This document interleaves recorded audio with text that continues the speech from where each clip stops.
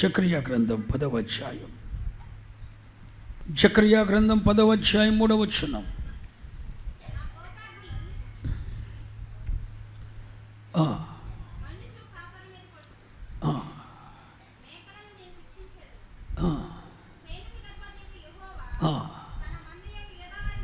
సైన్యములకు అధిపతియగు యెహోవా తన మందయగు యూదా వారిని ఏంటి దర్శించి, అబ్బా చూడవచ్చి దర్శించి,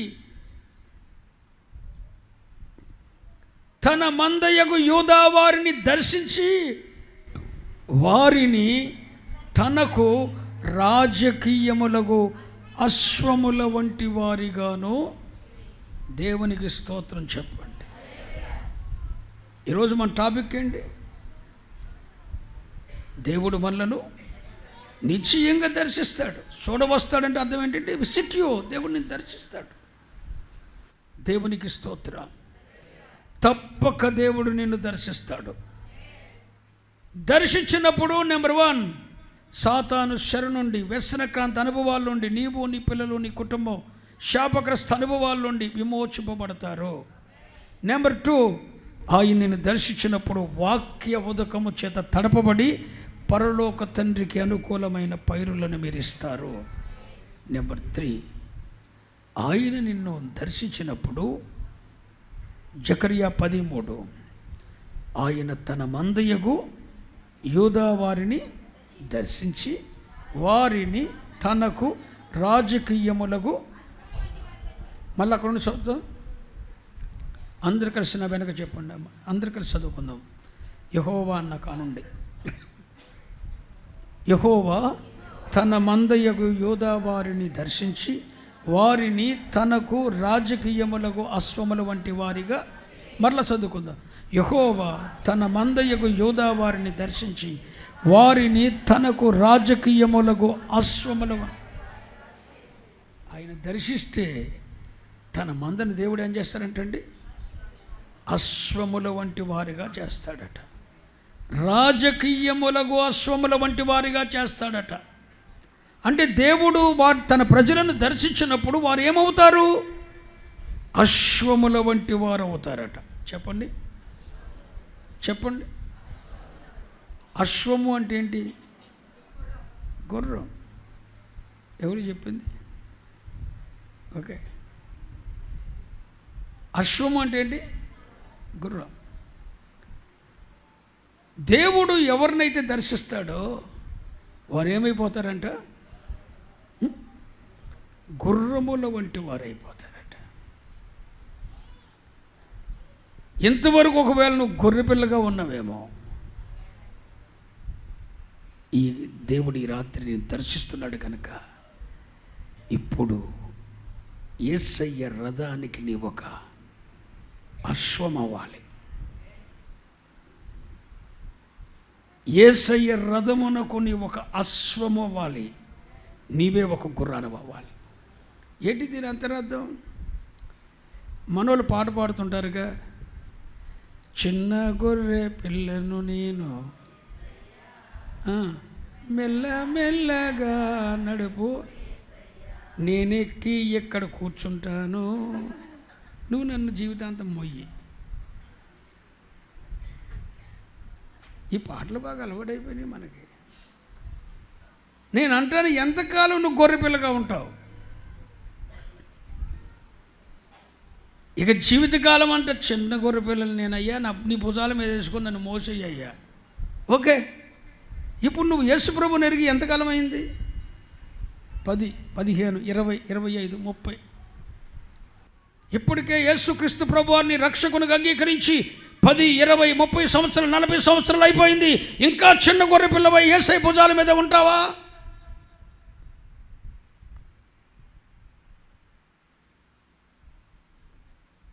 చిన్న గొర్రె పిల్లవై యేసయ్య భుజాల మీద నిన్ను మోసాడు. ఐగుప్తు నుండి విమోచింపబడిన తరువాత వారిని కాపరి తన మందను ఏ విధంగా తన భుజముల మీద ఆనించుకొని మోస్తాడో అలా ఐగుప్తు దాస్యములను విమోచింపబడిన ఇశ్రాయేలు ప్రజలను ఒక కాపరి తన మంద పిల్లలను ఏ విధంగా భుజముల మీద మోస్తాడో, ఒక కాపరి వలె, గొర్రె కాపరి వలె బలహీనమైన వాటన్నిటిని ఆయన భుజముల మీద మోసాడు. పక్షిరాజై రెక్కల మీద మోసుకొని వెళ్ళాడు. పక్షిరాజు తన రెక్కలను మీద తన పిల్లలను మోసినట్లు మోసాడు. కాపరి తన మందను రొమ్మున ఆనించుకొని మోసినట్టు మోసాడు. ఒక తల్లి వాడిని ఆదరించినట్లు వాడిని ఆదరించాడు, రొమ్ముల మీద వేసుకొని మోసాడు. ఇలా 40 సంవత్సరాలు ఐగుప్తులో నుండి బయలుదేరిన తర్వాత ఒక కాపరి గొర్రె పిల్లలను ఏ విధంగా మోస్తాడో అలా మోసాడు. ఒక పక్షిరాజు తన గూడు రేపి తన పిల్లలను ఏ విధంగా రెక్కల మీద మోస్తుందో అలా మోసాడు. ఒక తల్లి రొమ్ముల మీద తన బిడ్డను మోసినట్టు మోసాడు. అలా 40 సంవత్సరములు ఆ భీకర ధ్వనులు కలిగిన ఎడారుల్లో, ఆ అరణ్యములో, విత్తనము వేయదగని చోట, నీటి చుక్కలేని చోట ఆయనే నీటి ఊటై వారి దప్పితీర్చి, ఆయనే మన్నాయి వారిని పోషించి, ఆయనే పగలు మేఘస్తంభమై వారికి ఎండ తగలకుండా చేసి, ఆయనే రాత్రి అగ్నిస్తంభమై వారికి వెలిగించి, కాపరి వలె మోసి, పక్షిరాజు వలె మోసి, తల్లి మోసినట్టు మోసి 40 సంవత్సరాలు విత్తని ఆహారాన్ని వారికి ఇచ్చి ఐగుప్తులో నుండి కనానుకు తీసుకొని వెళ్ళాడు. తీసుకొని వెళ్ళిన తర్వాత అంటున్నాడు, నేను ఇప్పుడు యోధా వారిని దర్శిస్తా. హల్లెలూయా. ఇప్పుడు వాళ్ళు ఎలా ఉండాలి? మాట్లాడండి.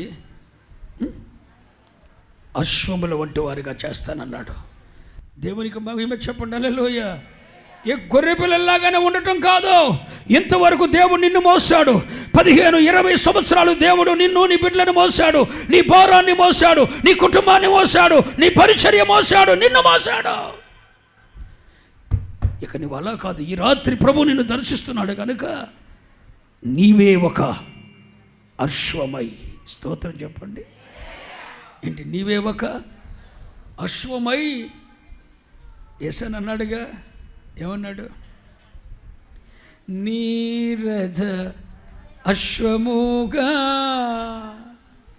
నీ త్యాగబంధము నన్ను బంధించెనే. యేసయ్య రథానికట ఈయనొక చెప్పరేంటండి అశ్వమైపోయాడట. దైవజనుడు యేసన్న అన్నాడు, ఎంత గొప్ప మాట అది, నేను గొర్రె పిల్లలాగా ఉన్నంత వరకు ఆయన నన్ను మోసాడు, ఇప్పుడు నేను ఆయన రథానికి ఒక అశ్వమునై, గుర్రమునై, నేనే ఊరు ఊరా, గ్రామ గ్రామం, ఇంటింటికి నా యేసయ్యను తీసుకొని వెళ్తాను. ఆయన రథానికి నేను ఒక అశ్వముగా ఉంటాను. ఈ రాత్రి సంఘాన్ని ప్రభువు దర్శిస్తున్నాడు కనుక యేసయ్య నిన్ను మోయటం కాదు, నీవే యేసయ్యను మోసే వ్యక్తి కావాలని కోరుకుంటున్నా.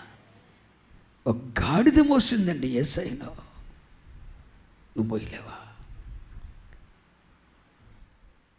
అందుకే ప్రభు అంటాడు, నేను యూదా వారిని దర్శించినప్పుడు వారిని నన్ను మోసుకొని పోయే రాజాతి రాజునైనా నన్ను మోసుకొని పోయే ఒక అశ్వములుగా చేస్తాను.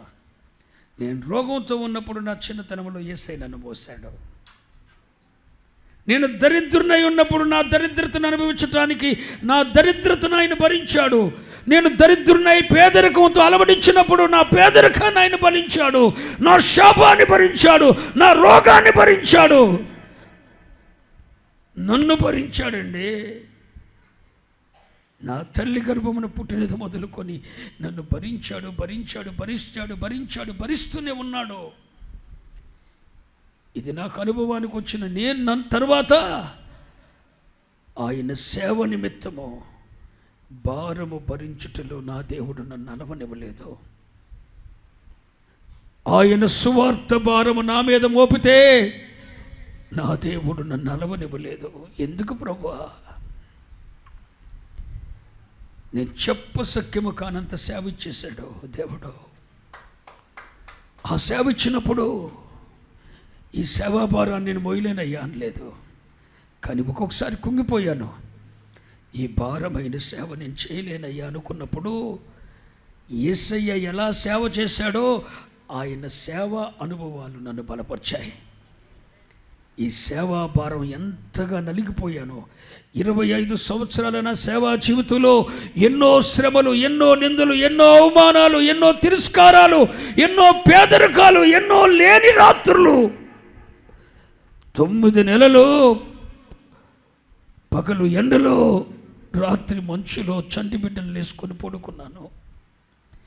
పామాయిల్ ఆకులతో 4 గెడల మీద ఆకలి వేసుకొని 4 గెడలు, ఎదురు గెడలు పాతి 4 పామాయిల్ ఆకులు వేసుకొని దాంట్లో గడిపాను తప్ప నా తండ్రింటికి రాలేదు. నా పరిస్థితి ఇలా ఉందని అడగలేదు. మా అత్తోళ్ళింటికి వెళ్ళలేదు. దేవుడు నన్ను ఎక్కడి సేవ పిలిచాడు అక్కడ ఉండిపోయా. ఈ కష్టాలన్నీ భరించలేక, ఆ నియమావళులు భరించలేక చనిపోవాలనుకున్న రోజులున్నాయి. వెళ్ళిపోవాలి, యేసయ్యని విడిచిపెట్టి వెళ్ళిపోవాలనిపించిన రోజులు ఉన్నాయి. కానీ యేసయ్య నా యేళ్ళ చూపిన ప్రేమ నన్ను బంధించింది. ఆ ప్రేమ బంధం చేత నన్ను బంధించి నిదానంగా ఆయన రథానికి, సేవా రథం అనే ఆ రథానికి నన్ను అశ్వంగా కట్టి ఆయన దాని మీద కూర్చొని నన్ను నడిపించటం ప్రారంభించాడు. ఇప్పుడు అలవాటైపోయిందండి. ఆ భారం ఎంతైనా మోయటం అలవాటైపోయింది. ఇప్పుడు ఆ భారం ఎలా అనిపిస్తుందో తెలుసా? ఎంత రోగమైనా, ఎంత కష్టమైనా, ఎంత పేదరికమైనా, ఎంత దరిద్రమైనా అది సులువుగా అనిపిస్తుంది. ఈ కుర్రానికి అది అలవాటైపోయింది. ఎన్ని నిందలైనా ఇప్పుడు ఈజీగా తీసుకుంటాను. ఎన్ని కష్టాలైనా, ఎన్ని రోగాలైనా సంతోషంగా యాక్సెప్టెడ్. ఈ రాత్రి ఈ సంఘాన్ని నా దేవుడు దర్శిస్తున్నాడు. ఎప్పటి వరకు మీరు గొర్రె పిల్లల్లాగా మీ సేవకునికి మీరు భారం అయ్యారో, మీ ఆత్మీయ తండ్రికి మీరు భారం అయ్యారో, మీ దేవునికి మీరు భారం అయ్యారు, ఇంకెంతకాలం దేవుడు మిమ్మల్ని మోస్తాడో? ఇప్పుడు నీవే ఒక అశ్వమై యేసయ్యను ఊరూరా తీసుకొని వెళ్ళగలిగిన ఆయన రథమునకు ఒక అశ్వంగా నువ్వు మారాలని దీవిస్తున్నా. అర్థమైందా?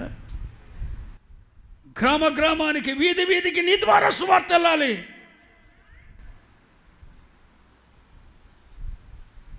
దేవుడు పరిచర్యను విస్తరింపచేశాడు, నలుదిక్కులు వ్యాపింపచేశాడు.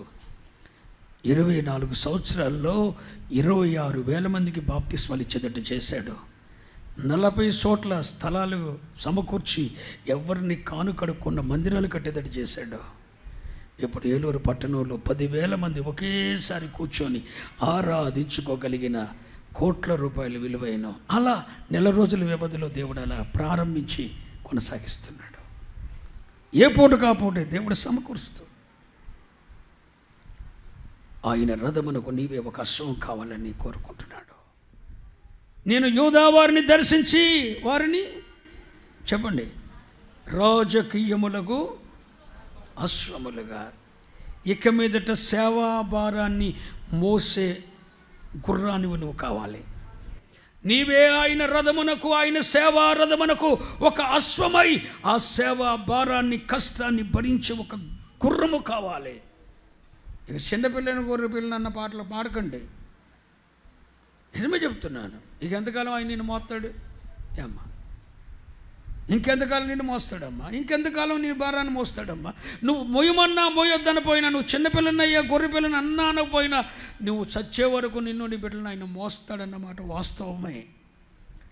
కానీ నీవే ఒక అశ్వమై ఆయనను నువ్వు మోయాలని కోరుకుంటున్నా. ఏది గొప్ప? గొర్రెపిల్లగా ఆయన భుజం మీద ఎక్కి కూర్చుంటావా?